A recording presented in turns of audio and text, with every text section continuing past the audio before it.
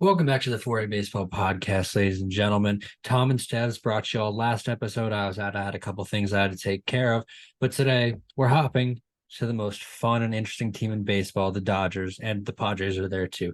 We're going to kick it off with the Padres. They had one of the biggest off seasons. I think they've just come out of absolutely nowhere, and it's crazy when you have an owner who's willing to spend money. You can build a team. How you doing today, Tom? Doing pretty good. I think these two teams are both World Series contenders. I think they're both in that conversation. So it's a definitely a change of conversation from the last episode talking about the Rockies and the Red Sox. But I'm excited. I'm excited because this is your team. I get to talk trash on your team.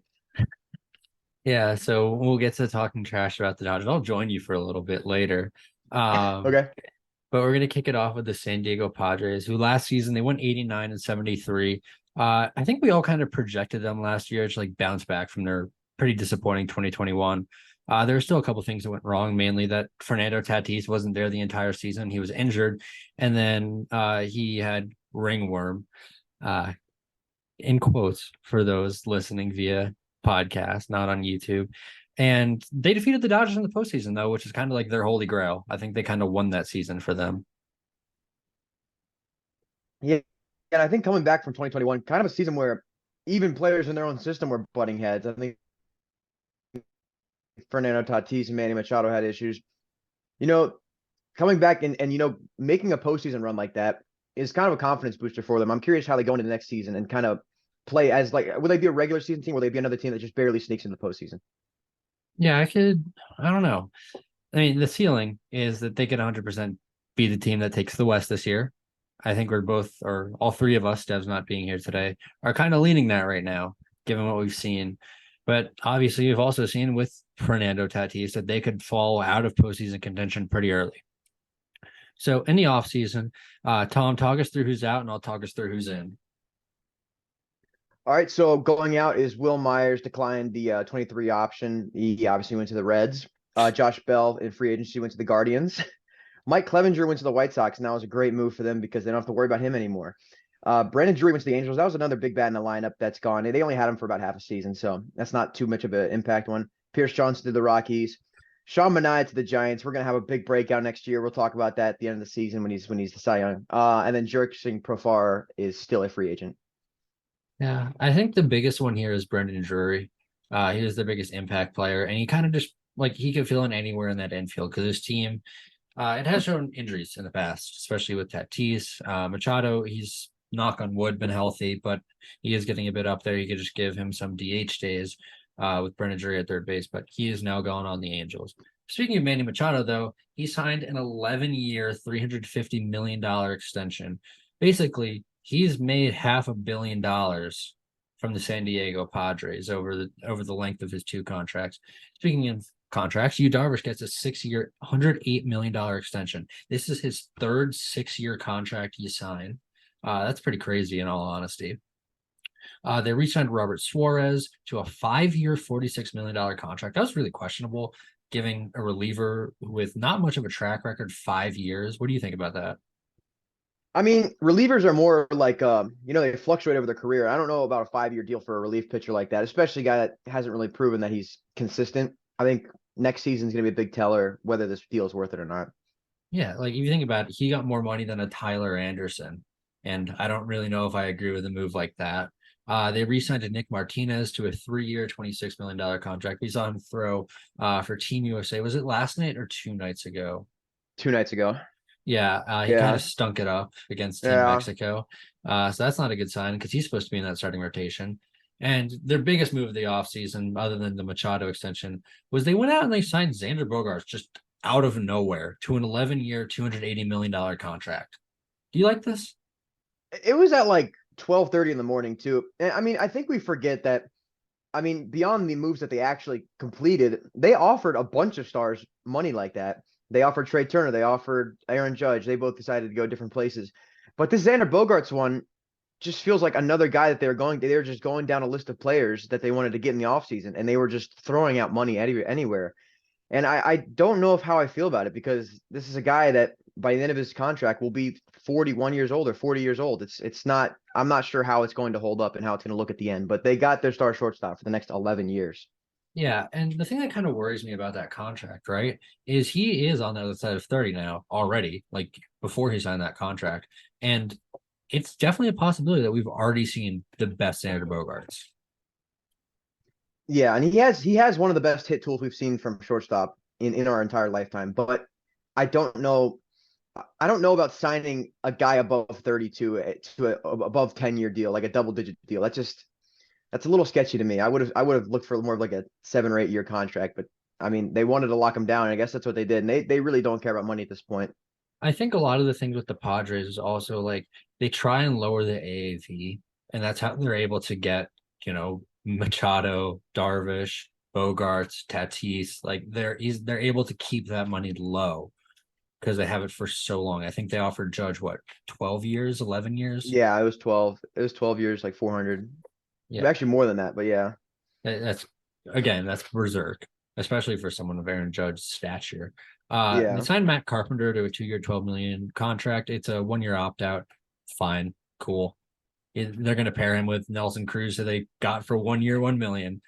Like again, fine, cool. And then they have two more the starting pitchers that are actually part of the rotation right now. Michael Walker, 4 years, 26 million. I don't know if you want to be counting on him for 4 years of starting pitching. I don't know. I was actually kind of puzzled why he didn't go off the board earlier. He was very good last year. I mean, not like a star pitcher, but he was a guy that could be a 4 or 5 pitcher. I mean, he's not like he's not a guy that I would have expected to be on the boards for what 2 or 3 months before he went off, especially considering who else went off the board before him. Yeah. No, the thing with Michael Walker that just concerns me is the 3.32 ERA looks pretty good, 127 quality innings with a 4.56 expected ERA. Yeah, there is Yeah. some luck going into that. He is a contact guy, right? I mean, Yeah. he's a guy that pitches to contact, so you're gonna get some weird expected stats compared to like a power pitcher. But I don't know. You could see. I mean, there's some serious regression coming for him, but for the money they got him for, Hmm. it's not that bad of a deal. And I think Seth Lugo, obviously, we haven't seen Seth Lugo start like that or go deep into games. He's more of a relief guy. So that's gonna be a little interesting for the Padres. I'm not sure how they're gonna run that, but I mean, Yeah. they're both good pitchers, good No, pickups. Seth Lugo's curveball is fantastic. Like, it generates one of the best whiff rates in all of baseball. It's just, as you said, he hasn't been a starting pitcher since what, 2017? So I mean, yeah, we don't really know how that's going to unfold. So heading into that rotation that we keep talking about, they have Yu Darvish, who they just extended, probably their ace. I don't think they have an ace in particular, but Yu Darvish, I think we put as their one. They've got Blake Snell as their two. Right now, Joe Musgrove has an extra stubbed toe, and he's going to be out for a little bit. Michael Walker right now fills into their three. Nick Martinez their four, and Seth Lugo their five. I like the upper half of this rotation. I do not like the second half of it. yeah. I mean, they say defense wins championships, but like this offense is so good that I think this rotation is almost good enough to make up for it. I think we're talking down on Walker 4 through 6 in this 6 man rotation. Um, I don't know how it's gonna hold up. Obviously, there is some injury concern everywhere with starting pitching now. They're injured pitchers are getting injured at a higher rate than ever. So it's a little concerning for them. But I think if you can get a full season from the three at the top, you hope Joe Musgrove doesn't stub his toe again. Um, that is going to be a good enough season for them. And they have these three guys at the bottom half of the rotation that can honestly eat innings. I don't know about how are they going to approach this because are they going to expect Seth Lugo to go 5 innings? I don't know. He Well, can't. once Joe Musgrove is back, you could probably piggyback Martinez and Lugo. That's true. Yeah, he could run a 5 with just piggybacking dudes. Mm. I mean, And, yeah, it's a good rotation. There's just one lefty, right? It's just Snell in that rotation. yeah, and Snell hasn't thrown a complete season since 2018. Yeah. So you can almost pencil him in for an injury at some point. And then the bullpen, they have, if you want to give anyone their ace, it's Josh Hader, Robert Suarez, Luis Garcia, the not the big windup one, not the one on the Cardinals, this one, not the one on the Nationals either. They got Drew Pomeranz, Steven Wilson, Tim Hill, unique pitcher. I think he's like top in 85 nowadays. Nabil Chrismat and Jose Lopez. the pitching is really not the strength of this team, but if it's pitching to contact and the Padres were the third best team via outs above average, it'll play. Yeah, I mean, this is it's not that bad of a bullpen. It's pretty versatile actually. You got a power lefty in Josh Hader, and then you got guys that pitch to contact. It's pretty versatile. I don't know how reliable it's going to be, but it's on the top half of the baseball spectrum. It's on the higher end. Yeah, and a lot of those are returning names. I'm just trying to find what their bullpen ERA was from last year. I'm pretty sure it wasn't horrible and it wasn't great. I know it definitely wasn't helped by Josh Hader coming over the first part. Um, let's see. They ranked one, two, three. Oh, this thing. They were San Diego. Pretty middle of the pack. They're right below Toronto and right above Minnesota. So yeah, pretty middle of the pack. It's not horrible. And then again, Josh Hader looked like himself his last couple outings and in the postseason, where I think he struck out every single batter he faced. And he didn't face Bryce Harper for some reason. Um, that's a questionable thing right there. But it's also like this is a solid team with a really good manager too, though. Yeah, I make the Josh Hader point and then say that, but I mean, it's a well coached team, and these guys in the bullpen aren't scrubs either. I think you can lean pretty heavily on Josh Hader. He's been leaned on before in that Brewers organization. They called him almost every night. It was like he was always that guy that they would go to. I think it was just a confidence thing, and you mentioned it was a mechanics thing too. mm, I can say with confidence, I think Josh Hader's back. We'll just have to see a full season from him. He always comes out of the gate hot, and then he always has some sort of midseason problem where his hits per nine go up or something happens. But I just want to see a full season from him. well, you speak so highly on this lineup. What's it looking like? All right, so we got Xander Bogaerts at shortstop, Juan Soto at left field, Manny Machado at third base. That's probably the hardest first three batters to face in a lineup. Then batting fourth, you got Jake Cronenworth. Then you got Nelson Cruz at the DH. And then we got Matt Carpenter in right field. But once Fernando Tatis comes back, he will be slotting in there, and he will be probably hitting fourth.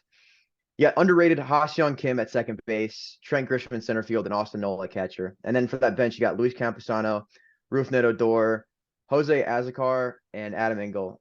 I don't know about the depth on this team, but this starting lineup is quite literally like perfect, almost Yeah, near like near perfect. you've got defense 7, 8, 9, so you're not going to get a ton of offensive production from down there, but you'll make up for it by once Tatis is back having the best first four in baseball. Yeah, and when you go in the offseason and you pick up Nelson Cruz and Matt Carpenter, you got these two DHs that specialize in hitting the opposite hand. You got Nelson Cruz who crushes lefties, and then you got Matt Carpenter who crushes righties. That's going to be a thing mid-season when Tatis comes back. They're just going to flip them around. They're going to platoon them to face the pitchers that they crush usually. And also with that, they have Adam Engel on the bench who say you're in a big situation, Matt Carpenter's not playing that day. You can pinch hit Matt Carpenter for anyone on that team, and you could have a defensive replacement come in right there. You could have a struggling Ha-Seong Kim at the plate. Matt Carpenter comes in to hit against a right-handed pitcher. Oh, you have that? Rougned Odor is now going to go play second base for you. Yeah, I mean, it's a very versatile lineup. There's a lot of things you can slot in. And I like this team. I think they're preparing for bad things to happen because even if bad things do happen, they seem to be ready for it. They're going to be ready for something to happen. Yeah, and there's just so much potential on this team as well. Like if we get the Bogarts, even the Soto from last year, even though everything points to him being even better, and the Machado from last year, that's almost 20 WAR right there. It's Yeah, ridiculous. yeah, and even 4 through 7's very good. And I'm not completely sold on Tatis coming back in spring training. Has not looked like himself, but that's a very limited sample size. He really does have to get comfortable again. But I think he'll be back. And then you add that guy in the lineup, and then 1 through 4 is probably the best 1 through 4 in all of baseball too. It's bizarre how they've managed to assemble this, but that's what, as you mentioned earlier, spending money does. And, building a good team. I think this team has the potential to be the best record in all of baseball. Without a doubt. Yeah, I agree. And just to point out one last thing before we go into our predictions, Jake Cronenworth had a bit of a regression last year. And just looking at it briefly, it's like, oh, what's happened? His launch angle increased 6 degrees. And that's just because he started getting pitched up. And he lost completely all of his run value on forcing fastballs. Like he actually hit sinkers really well. But think about that. You got a guy who's getting pitched up and struggling when the ball is down, he's gonna be able to hit it a little bit better. And that's really what Yeah, happened to that's what happened to Jake Cronenworth in 2022. yeah. I mean, if you a college student at home can see that, then I'm sure the Padres organization is seeing that. I'm sure that's something he's been working on over the offseason. You know, they got to address that. You know, and I think obviously Cronenworth's rookie season was fantastic. So I think if there's any sort of progression forward or offseason work on hitting high fastballs, there will be some sort of progression there. Yeah. And he's shown time and time again he's versatile in the field. I'm sure he can be versatile at the plate. Tom, kick us off with your San Diego Padres predictions. All right, so I got him. I think this is only the second 100 win team I got. I think that's the only other one I have. It's just 162.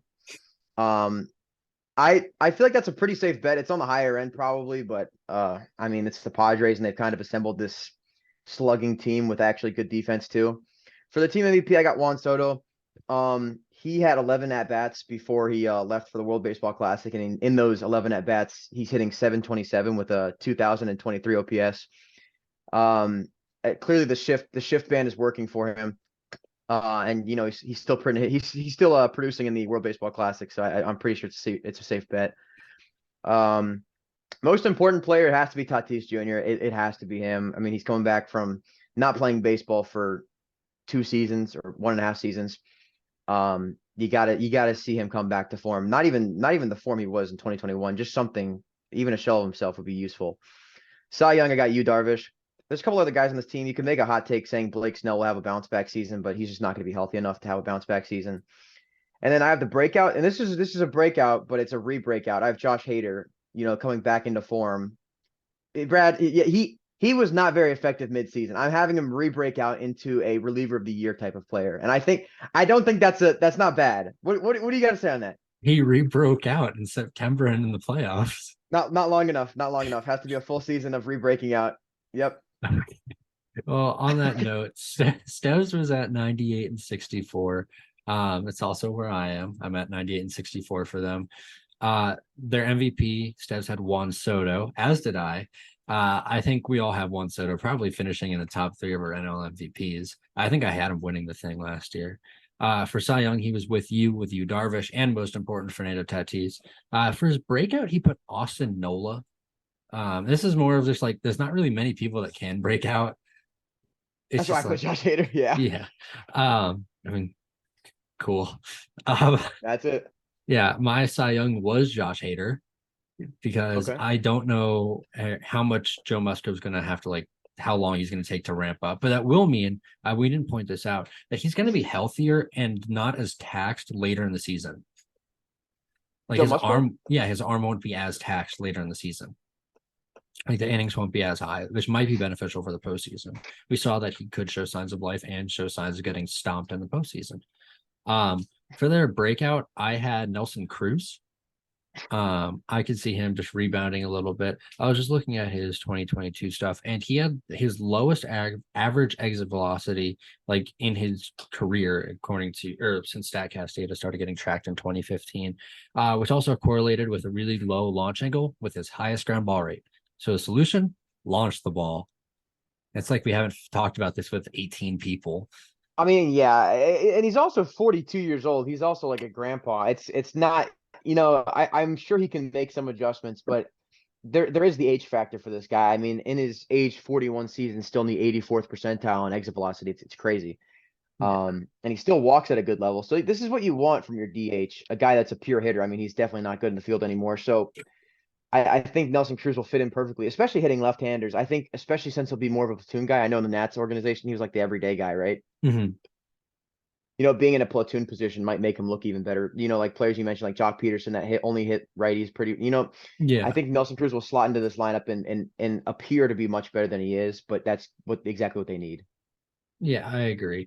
And then for my most important, I actually had Blake Snell. Because this rotation's either a 2-man rotation with some questionable arms at the back, or it's just like a 1-2-3 of Dushgrove, yes, Darvish, Musgrove, and Snell. There's a difference if Blake Snell is healthy and good or not. Yeah, and I honestly could agree with that just because the bats in this lineup are almost replaceable. There's so much offensive production in this lineup that losing Tatis really didn't even do that much last season. They still finished almost 90 wins. Mhm. And with the offseason acquisitions, they still probably finished at 92 wins without Tatis. So really pitching is important here. I could go either way, but I mean, I agree with mine too. Yeah. So I think the first thing we can address is this is a volatile team because, I as we mean, said, yeah, to kick it off, they could be the best team in the West, if not the whole league, and they could also miss the playoffs this team is the Mets of the West. Does that make sense? They in a they way. spend a lot of money, they choke in the midseason.